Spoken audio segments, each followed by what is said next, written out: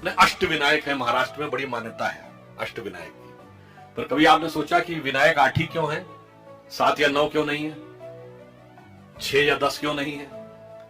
हमारे यहां कोई भी चीज बगैर कारण के नहीं है, बगैर तर्क के नहीं है। अच्छा, कभी आपने सोचा कि भगवान गणेश का शरीर मनुष्य का है और सर हाथी का क्यों है?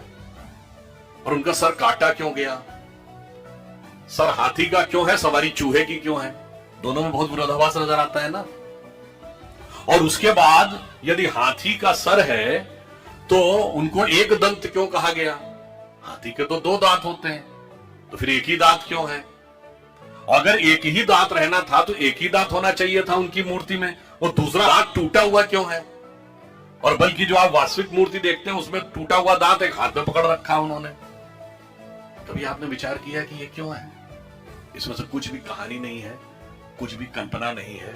और गणेश जी किसके देवता हैं? रिद्धि और सिद्धि के देवता हैं, यानी संपूर्ण सिद्धियां गणपति की आराधना से मिलती हैं। और गणेश जी पुत्र किसके हैं?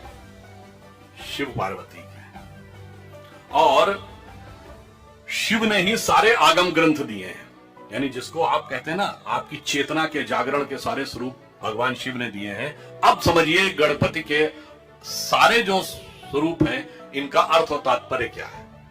देखिए, भगवान गणेश का वह स्वरूप हमारे अंदर की जो वास्तविक चैतन्य ऊर्जा होती है, उसके उत्थान की वह प्रक्रिया को प्रतीक रूप में दिखा रहा है। सबसे पहले सर कटना किसलिए जरूरी है?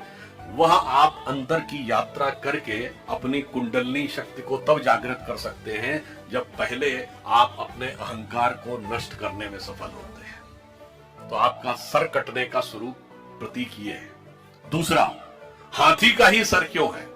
क्योंकि हाथी की जो सूंड है, और आपने देखा होगा हमेशा गणपति की सूंड इस दिशा में यूं है, कभी ऐसे नहीं है। क्यों?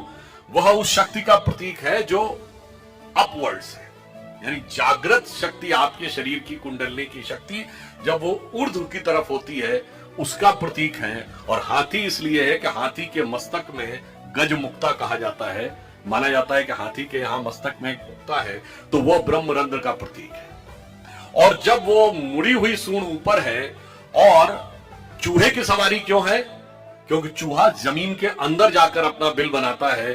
तो जब आप एकाग्र चित्त होकर अपने अंदर की यात्रा में उतरते हैं, तभी जाके आप इस शक्ति को पहचान पाते हैं और उस शक्ति को ऊपर उठाने का सामर्थ्य पा पाते हैं। 8 ही विनायक क्यों है? क्योंकि 8 चक्र हैं, मूलाधार, स्वादिष्ठान, अनाहत, आज्ञा, विशुद्धि चक्र और ब्रह्मरंध्र। और अब एक ही दांत क्यों है?